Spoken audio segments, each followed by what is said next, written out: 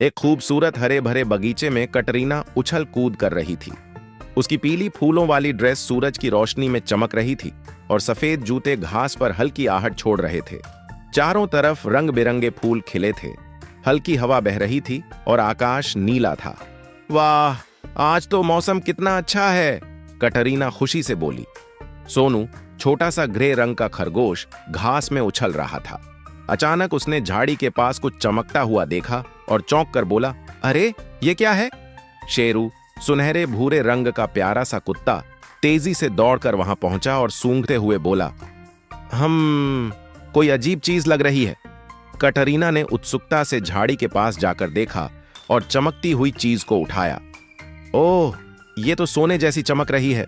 उसने चाबी को ध्यान से देखा। सोनू की आंखें चमक उठीं। किसी खजाने की चाबी हो सकती है, वह उछलते हुए बोला। शेरू ने सिर हिलाया, पर हमें इसे असली मालिक को लौटाना चाहिए। कटरीना सोच में पड़ गई।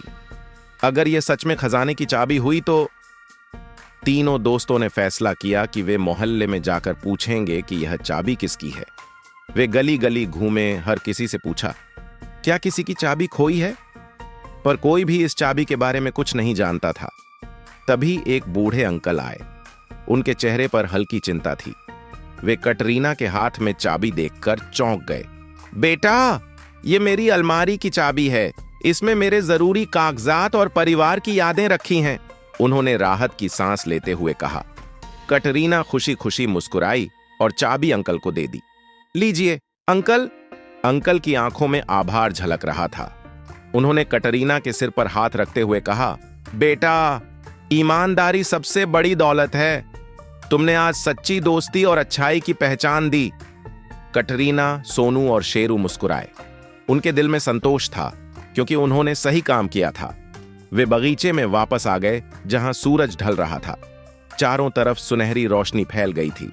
कटरीना घास पर बैठी, सोनू पास में कूद रहा था और शेरू पूंछ हिला रहा था। कटरीना ने गहरी सांस ली और बोली, सच्ची दोस्ती और ईमानदारी किसी भी खजाने से बढ़कर होती है। सोनू ने सिर हिलाया, और इससे हमें दिल में खुशी मिलती है। शेरू ने भौंक कर सहमति जताई। तीनों दोस्तों ने एक दूसरे की तरफ देखा और मुस्कुराए।